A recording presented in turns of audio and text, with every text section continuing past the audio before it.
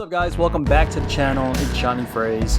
So today I wanted to start documenting something I've been trying to do for probably over 10 years, and that's own a Vewlix right here in my home. Now I kind of got fascinated with owning a Vewlix since the start of Street Fighter 4 when it was first released in the arcade. Before it even came out at home, it was in Japanese arcades. And you know, the quintessential cabinet that it ran on was the Vewlix F, which is this guy on the far left of the screen right over here. And since that day, man, I was like, I gotta get one of these somehow or another. And back then, since they were brand new, they were super expensive. I mean, I want to say close to $5,000 to own one. So it was just out of the question. Fast forward to March of 2020. I'm just goofing around. I'm looking at my Facebook groups, and I'm part of the Retro Arcade Stick Collective. I was able to find this post from Anthony Capobianco, who represents Tokyo Attack, this company Tokyo Attack. Now, what Tokyo Attack does is that they actually supply arcade cabinets and the whole experience, the Japanese arcade experience, to cons, to festivals. I'm pretty sure if you had a big enough space and you wanted to hire them to come by, you know, you could do that and they'd come by to do that. On the side, he also does group buys for cabinets. Now here's the catch. These are not genuine Vewlix cabinets. These are Chinese-made clones, which, you know, many will say that they're not the same quality. I'm hearing off the top, I'm hearing that some of the plastics aren't the same quality, things like that. They're lighter, etc., etc. But as far as the functionality and the form factor, they're almost identical.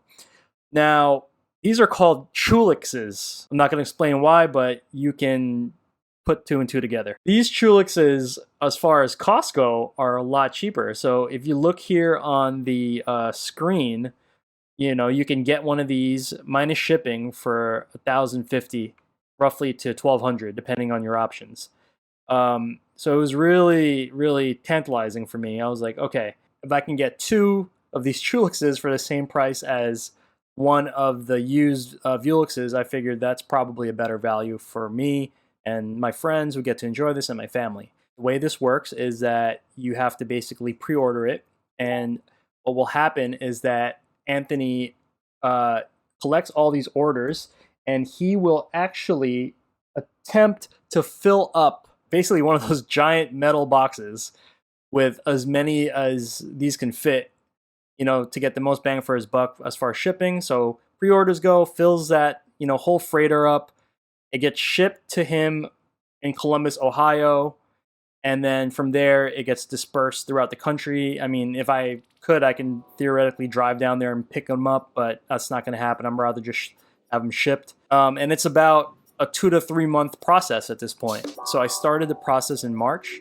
Right now it's June of 2020. And, you know, today I figured, let me just start documenting this and we'll see where that goes. It's July 15th, about 3 p.m. Eastern Standard Time. I just got a call from the shipping company that they'll be delivering the Vewlix cabs sometime tomorrow from 8 a.m.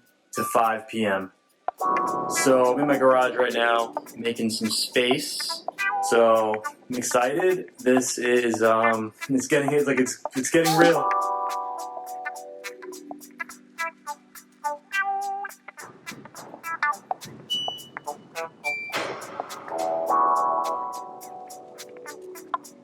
I just took off the cardboard and I got to wait for my bro-in-law to come by and help me move these to the lab. Let's take a sneak peek.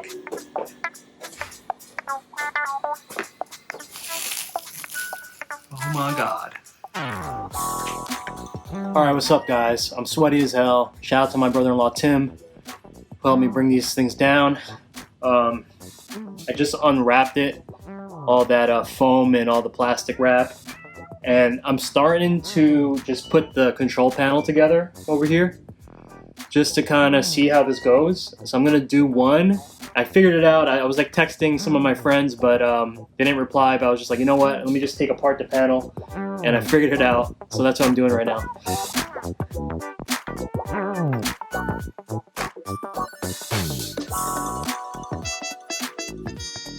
All right, guys. It's Wednesday, July 22nd.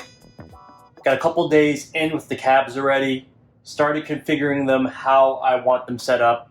For the most part, they're 100% functional. There's a couple things that I'm waiting on as far as parts go to kind of make it a little bit better, but it's 100% functional at the moment. So the first thing that I wanted to go over was that on both the setups, I swapped the 2-player panel for 2 1-player panels. The reason being is because I wanted 2 cabs so that everyone can have their own little setup. It's a nice feeling. It's kind of like that head-to-head feeling when you're in an actual arcade. And not for nothing, the space it's kind of tough to play with 2 people side by side on this. It's pretty cramped. I mean, you're definitely going to be throwing some bows. If I open this up, one of the things that I immediately did was change the height of the joystick. I felt that it was way too high. On the panel, there isn't like a extra layer or extra bracket that raises the stick to standard levels. So what I did is it's hard to see it from this angle, but I added a couple rubber grommets to space out, you know, the joystick to the height that's a little bit more of my taste. The other thing is that I swapped out the PS4 boards that came with the unit, and I used brick universal boards because I wanted to put other consoles other than just PS4 in. And you'll notice I actually just ripped out the whole JAMA harness. You know, I'm never going to put an arcade board in here. It's just something that I'm just not going to do. If you're going to do that, by all means, keep the JAMA harness. But I just took it off and I left it aside. And it's kind of just chilling inside the cab in case I ever want to do it. I can just replug it back in. But I just chose to totally bypass that and go right from the board directly into the consoles. I also installed this home button up here. So these little compartments come out. You could pop this whole back panel off and these little plastic covers come out. So for this one, I drilled a little hole button kind of right in the middle. And you know, that's going to allow me to actually use the controller on PS4. And when I'm using my other setups, like a Raspberry Pi, this acts as like the coin button, for instance, when I'm playing like retro arcade games. I am going to get these fully replaced eventually. There's some really cool control panels coming from some of the guys from the CHEWLIX and Vewlix group on Facebook. So be on the lookout for that. Maybe I'll post some pictures on social media when those come. I installed some artwork on the control panel right over here. And instead of going with like a traditional like move set of a certain game, I just went with all my favorite commissions that myself and Clever Art did, JXK Designs, that we've done for our customers. So it's a little bit of an array of all our favorite pieces that we've done. So I thought that was a cool homage to everyone that's been supporting us, and you know, I just love the visuals as well. Last thing that I did is just for, you know, effects is I put an LED strip in the back here. Honestly, it just looks really cool when the lights are dim, so that's why I did it. Just a little bit about the displays. On the back, you'll find an HDMI connection as well as a VGA connection. Those are the 2 external ports that you have. Now, the only catch is that audio is not carried through the HDMI signal because it's supposed to run through the JAMA connection. So you have to use like an audio splitter to basically rip out the sound and connect that via RCA to the amp. Now, the other catch too is that the displays do not support HDCP, the copyright protection. So on your PS4, you do have to turn off that setting, much like how you're supposed to turn that off to connect your PS4 to a capture card. Similar situation.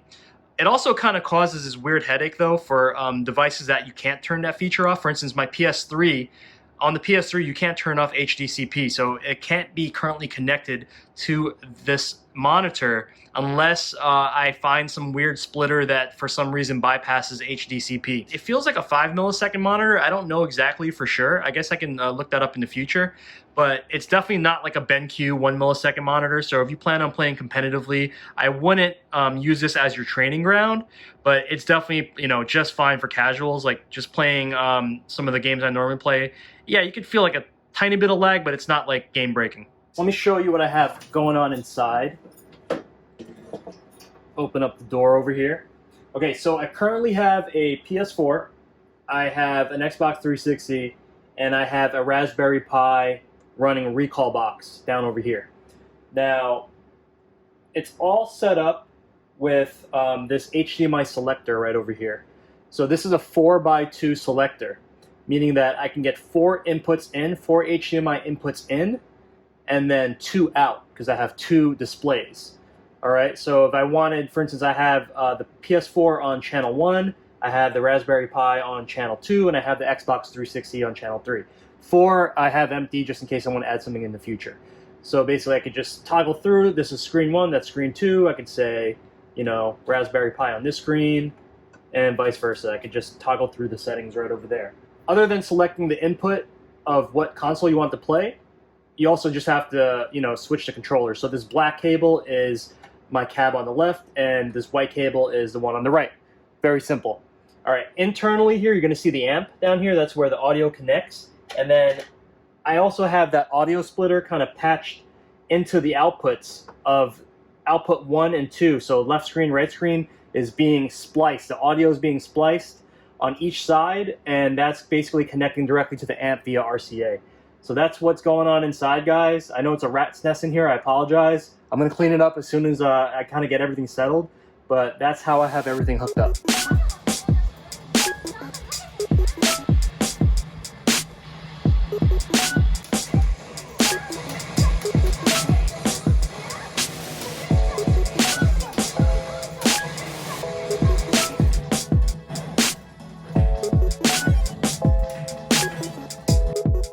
Hopefully this gave you guys some insight on what it takes to import a Vewlix into the US and how to set it up for home use. Make sure to check out the links in the description, and I'd love to hear your questions, thoughts, or if you also wanted to share your personal experience importing a cabinet, all down in the comments. So hit that sub button if you guys are enjoying my content, and I'll catch you guys in the next one. Peace!